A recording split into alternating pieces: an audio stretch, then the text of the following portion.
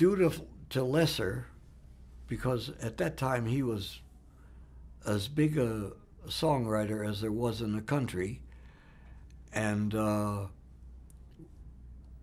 we both enlisted in the Santa Ana Air Force radio production unit.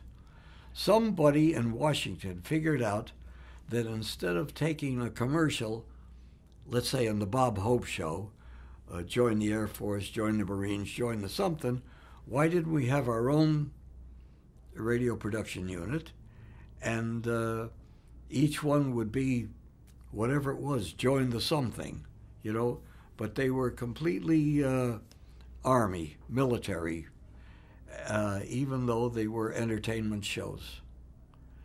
And a lot of big stars used to come from Hollywood to appear on them, and we had a lot of big-time writers and a lot of big-time actors in our unit. I'm sure you would remember Bill Holden, yes? Absolutely. Sunset Boulevard. Yeah, oh, magnificent actor. Another very good actor was in our unit, Lee J. Cobb, who was the original in Death of a Salesman, I think, on Broadway. But we did have superfine musicians, you know, the best you can have. We had a very large string section, about 40 men, and because it was an enlisted affair, they got the best violin players you could possibly think of, the Ruggiero, the Ricci brothers, Felix Slatkin, Harry Bluestone, a lot of big names, violinists. The problem was the string section sounded lousy because it was full of concertmasters, and nobody wanted to play under a different concertmaster because they all were stars, you know. So it didn't sound quite as wonderful as it looked or should have sounded. So you were based in Santa Ana and broadcast on radio throughout the every country? day, and at that time, see, there was no tape, there was no nothing, so you had to do 2 broadcasts a day. One, let's say you wanted to be on 11 o'clock, you were broadcasting then from at 8 o'clock in the morning to get to the West Coast.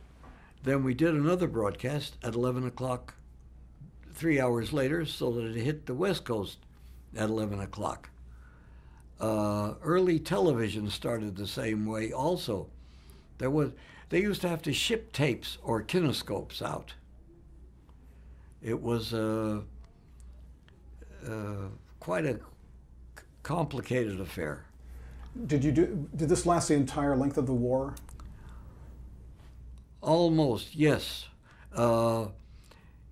Occasionally, Roswell, New Mexico, or some desert station needed entertainment. And Hollywood would send up a couple of stars, and the colonel would say to me, take 6 guys, you're on a plane with whoever, we're flying you to Roswell, and this is if we had a day off. I was able to put together a small band, and we would play in the morning for the guys in the hospital. In the afternoon, we did a concert with whatever stars came down for the rest of the enlisted men. That night, we played for an officer's dance. That was, if we ever had time off from doing the radio shows, that's what we did.